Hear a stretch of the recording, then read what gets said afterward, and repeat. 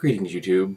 An Indiana prosecutor decided it was going to sue the company that runs the Redbox video rental machines because he said that children could access R-rated movies through these machines because that's just a machine that you go up and you rent a movie from. There is no human interaction.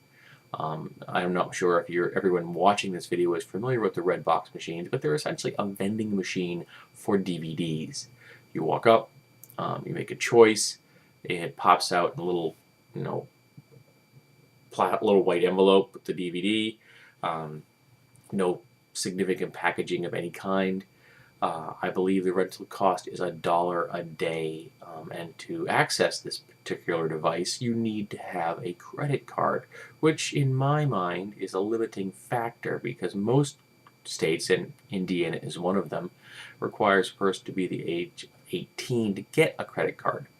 But it appears that the prosecutor in question has already rescinded this order because of the suit, because they realized that the MPAA, who decides that a movie is rated G, PG, PG-13, R, or NC-17, is not a government agency. It is a private entity. And so what they do and how they do it has nothing to do with the government. Now, if the government could prove through case law, through a trial, that a movie violated what would be considered community standards, then maybe they would have a case. They would also have to prove that a person under the age of 18 had rented a movie from a Redbox that was R-rated, and how they did this without a credit card. Because if they used a credit card under the age of 18, that would be credit card fraud, which frankly is a significantly more severe charge than renting a DVD that's R-rated when you're under 18. This is a situation where someone is playing off the moral panic political card to get themselves some notice, some political credit, to some public accolade. The old "there is no bad publicity" kind of concept. By doing this, by appealing to parents who are concerned that their children might access something that they consider inappropriate, this politician was hoping, to get some street cred, to show that he was hard on crime, even though renting an R-rated movie when you're under the age of 18 is probably one of the more innocuous activities you could possibly do.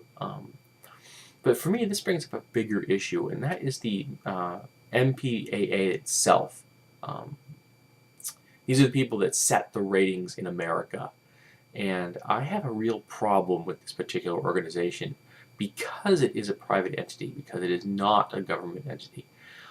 They don't have to have transparency of any kind. The people that make these judgments can be completely hidden from the public eye. In fact, I watched a documentary once about the difficulty some people went to figure out who these people are that are making the judgments on the films that are then going to be put into our theaters or sold and rented in America. And I have so much dislike. I'm trying not to say hate here because I'm really trying not to hate anybody in life, but these people really push my anger buttons. They're a bunch of blue-haired conservative old biddies that have decided arbitrarily that they will be the watchdogs of the morals of America. And they are incredibly inconsistent. For example, it is no problem for most times for there to be severe amounts of foul language, violence, but sex or nudity pushes their buttons. But female nudity is far more acceptable than male nudity. Heterosexual sexual encounters are far more acceptable than homosexual or even autoerotic encounters. A person masturbating is considered far more strange and bizarre and unacceptable than a heterosexual couple having full-blown sex. And this makes no sense whatsoever.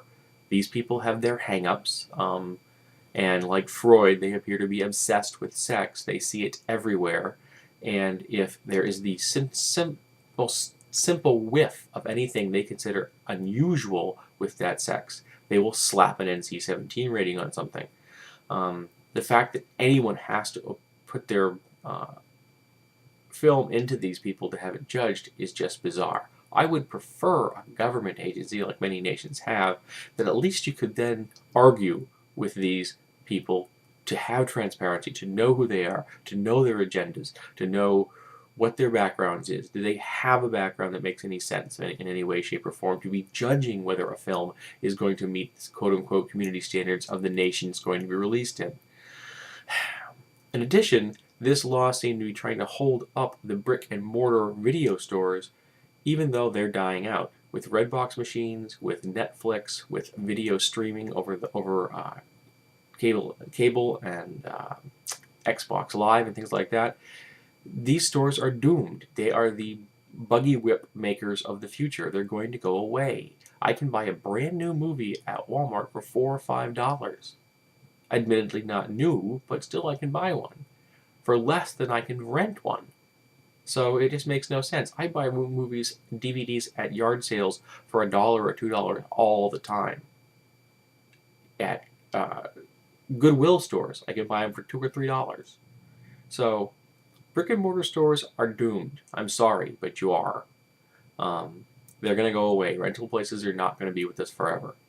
And this kind of grandstanding is just a means of holding them up a little more, prop them up for a little longer, because certain people can't come up with new business models, so they want new business models squashed.